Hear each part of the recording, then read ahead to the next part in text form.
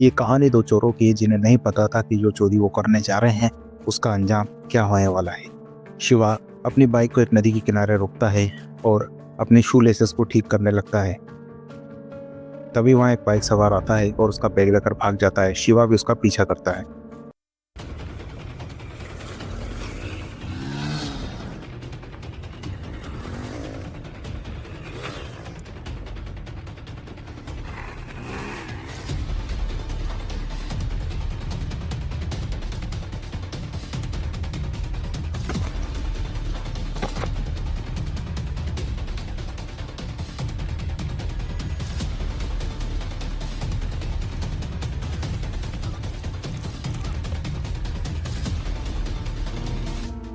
वो चोर भागते भागते ऐसे किनारे पर पहुंच जाता है जिसके आगे जाना मुश्किल होता है। शिवा को लगता है कि उसने उस चोर को पकड़ लिया है। तभी उसके पीछे से उसके सर पर कोई वार करता है और वो बेहोश हो जाता है। शिवा की जब आँख खुलती है तो वो खुद को एक पुराने घर में पाता है। ये सब तूने किया? तो तुझे क्या लगा कि इतने साले से भाग जाएगा? और तूने भी इसका साथ दिया? हाँ दिया, क्योंकि मैं तेरे जैसा धोखेबाज नहीं। तूने सोच भी कैसे लिया तुझे धोखा दूंगा? धोखेबाज मैं नहीं। धोखेबाज सच बोल रहा है। तो तुम्हें क्या लगा तुम्हारे समय तुम्हें इतनी आसानी दे दूंगा? मैं तो ये जिंदा नहीं बोलूँ क्योंकि तूने हम दोनों को धोखा दिया। ये कंसी मत करना, ये मेरा अड्डा है। यह मेरी मर्जी के बिना कुछ परिंदा ही पन निवार सकता। सर पर लगी हुई चोट की वजह से शिवा वापस बेहोश हो जाता है और उसकी आंखें खुलती है जब रुद्रा उसको लेकर एक नदी के किनारे आ जाता है। शिवा के सर में बहुत तेज दर्द हो रहा होता है। फिर वो रुद्रा से पूछता है कि हम लोग ये कहाँ गए और कबीर कहाँ गया।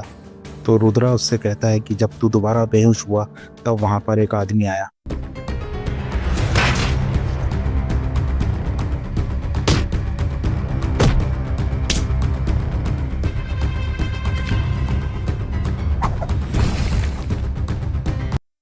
कबीर के सर पर किसी ने कुछ फेंक के मारा और वो बेहोश हो गया।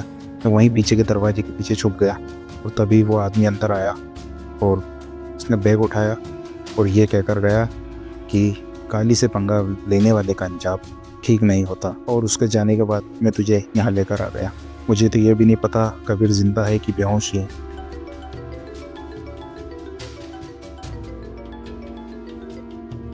तभी उनके पास में एक फोन आता है और वो उनसे पूछता है कि वो जो बैग मैंने मंगाया था वो बैग कहाँ गया। शिवा उनसे कहता है कि वो बैग तो शायद कोई काली नाम का आदमी ले गया।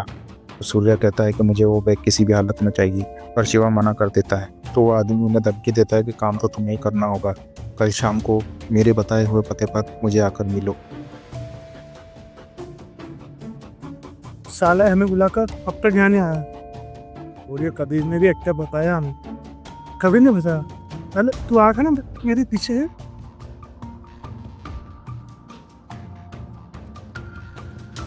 फ़ोन पर बात करने वाले आदमी का नाम सूर्य है।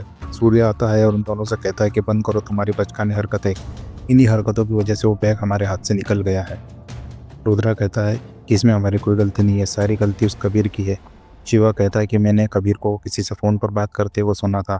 वो तुम्हारा बैग किसी और को देने वाला था, इसलिए मैं उसे चुपचाप अलग से लेकर आ रहा था, पर सारी गड़बड़ हो गई। रुद्रा कहता है कि वो बैग काली लेकर चले गया और उसने कबीर को भी मार दिया। शिवा कहता है वो काली नहीं हो सकता, जरूर उसका कोई प्यादा होगा।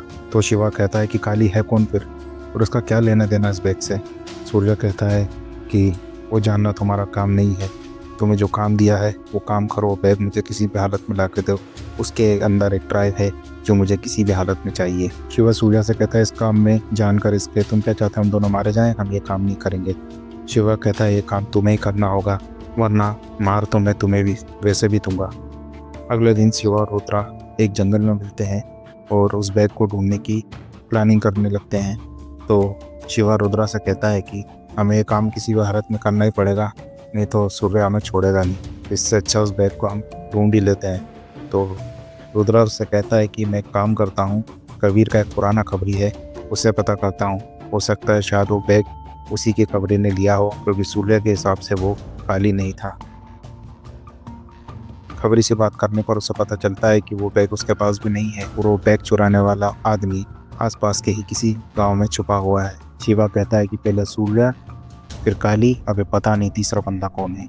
आगे की कहानी को जानने के लिए हमारे चैनल को सब्सक्राइब करें और कमेंट कर कर अपनी राय दें।